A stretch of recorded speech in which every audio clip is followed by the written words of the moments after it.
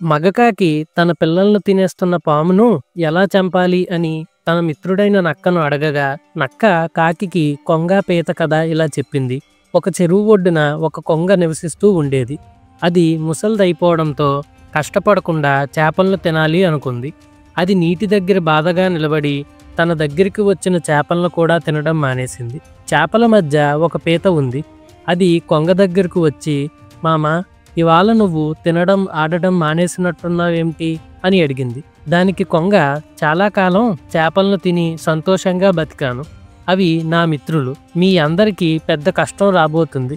అందుచేత ఈ ముసలితనంలో నాకు సుఖమైన బతుకు లేకుండా పోతుంది. అదే నాకు పట్టుకున్న బాధ అంది. రాబోయే కష్టమేంటో తెలుసుకునే ముందు కంటెంట్ నచ్చినట్టయితే లైక్, షేర్ అండ్ కామెంట్ చేయడానికి ట్రై చేయండి. ఇప్పటి వరకు మన ఛానల్ని సబ్స్క్రైబ్ చేసుకోకపోతే తప్పకుండా సబ్స్క్రైబ్ చేసుకోండి. Thank you for your support. తిరిగి కథలోకి వెళ్ళిపోదాం. ఈ రాబోయే కష్టం ఎలాంటిది మామ అంది పీత.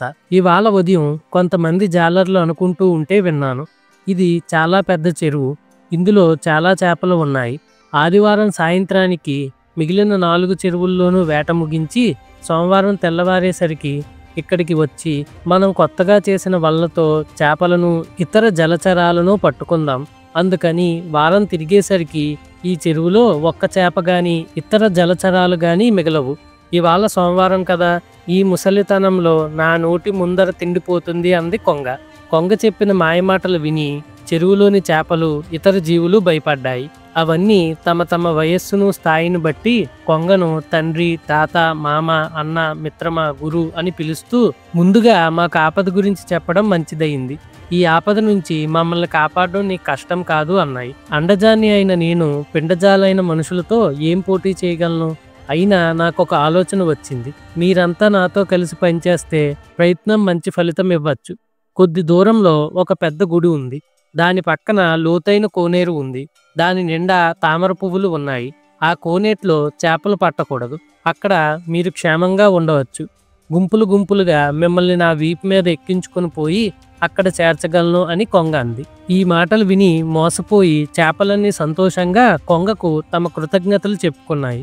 కొంగ కూడా లోపల నవ్వుకొని చేపలను మోసం చేసి తేలిగ్గా తినచ్చు అనుకుంది. అది ఒక్కొక్క చేపల గుంపును తన వీపు మీద ఎక్కించుకొని గుడి కోనేరు వైపు బయలుదేరి ఎండకు కాలిన ఒక కొండరాయి మీద వాలి దిక్కులేని చేపలను దాని మీద పడేసి తింటూ వచ్చింది.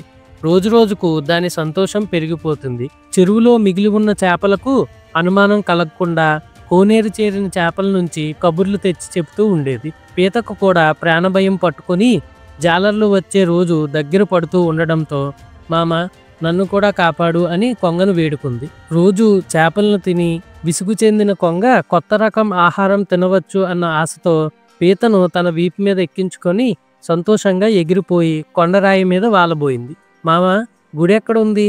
లోతైన కోనేరు ఎక్కడుంది అని పీత కొంగను అడిగింది. కొంగ వెటకారంగా, ఆ రాయిని చూసావా? నేను చెరువు నుంచి తెచ్చిన చేపలన్నీ దాని మీదే శాశ్వతంగా చనిపోయాయి అంది. పీత తొంగి చూసేసరికి ఆ రాతి మీద చాలా చేపల ఎముకలు కనిపించాయి. అప్పుడది తనలో, ఈ ప్రపంచంలో తెలివైన వాళ్ళు తమ స్వార్థం కోసం స్నేహితులుగా ఉంటూనే శత్రువులుగాను, శత్రువులుగా ఉంటూనే స్నేహితులుగాను నటిస్తారు. శత్రువులుగా ఉంటూనే స్నేహితులుగా నటించే వారితో స్నేహం చేయడం కన్నా పాములతో స్నేహం చేయడం మంచిది. కొంగ చేపలన్నింటినీ అప్పుడే తినేసిందన్నమాట. వాటి ఎముకలే ఇవన్నీ. వాటి కోసం పగ తీర్చుకోవడానికి ఇది మంచి అవకాశం అనుకుంది. కొంగ రాయి మీద వాలబోతుండగా పీత కొంగ తన రాయి మీద పడేయక ముందే దాని మెడను తన గట్టి పట్టుతో గట్టిగా పట్టేసింది. ఆ పరిస్థితిలో కొంగ పీతను ఏమీ చేయలేకపోయింది. అది అక్కడి నుంచి ఎగిరిపోబోయింది. కాని పీత సన్నగా ఉన్న కొంగ మెడను తన పట్టు మధ్య గట్టిగా పట్టి తెగిపోయేదాకా నొక్కింది. తర్వాత పీత కొంగ తలను పట్టుకుని చెరువుకు తిరిగి వచ్చింది. అక్కడ ఉన్న చేపలు పీతను, అన్నా, తిరిగి వచ్చేసావేమి అని అడిగాయి. పీత వాటికి కొంగ తలను చూపించి, ఈ దుర్మార్గుడు మనందరినీ మోసం చేశాడు. ఈ దుర్మార్గుడు మాటలు నమ్మి పాపం చేపలన్నీ చచ్చిపోయాయి.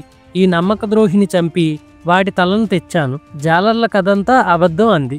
నక్క ఈ కథ చెప్పిన తర్వాత కాకి, మిత్రమా, పాముని ఎలా చంపాలో చెప్పు అంది. నక్క ఇలా అంది, ఏదైనా గుడికో కోనేరుకో వెళ్ళు. డబ్బున్న వాళ్ళ రత్నాల హారమో మరేదైనా నగనో తీసుకుని వచ్చేయి.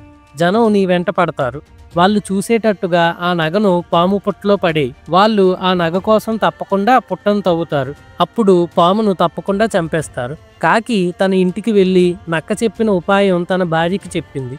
రెండూ బయలుదేరి రాజభవనంలోని కోనేరుకు వెళ్ళాయి. త్వరలోనే రాణి స్నానానికి కోనేరుకు వచ్చి తన రత్నాల హారాన్ని ఇతర నగలను తీసి ఒడ్డున పెట్టి కోనేరులోకి దిగి స్నానం చేయసాగింది. ఆడకాకి చప్పుడు చేయకుండా రత్నాల హారాన్ని తీసుకొని తన గూడు ఉన్న చెట్టు వైపు మెల్లగా ఎగురుతూ పోయింది. అది చూసి మనుషులు గట్టిగా అరుస్తూ కర్రలతో వెంటపడ్డారు. ఆడకాకి రత్నాల హారాన్ని పాము పుట్టలో పడేసి దూరంగా ఒక కొమ్మ మీద వాలి గమనించసాగింది. కాపలాదారులు పనివాళ్ళు హారం కోసం పుట్ట తవ్వారు. పాముకు కోపం వచ్చి పుట్టలోంచి పైకి వచ్చింది. అందరూ కలిసి పామును చంపి హారం తీసుకుని పోయారు. ఈ విధంగా కాకులకు పాము బాధ తీరిపోయిందని కరటకం దమనకానికి చెప్పింది. తర్వాత ఏం జరిగిందో నెక్స్ట్ వీడియోలో తెలుసుకుందాం. Stay tuned.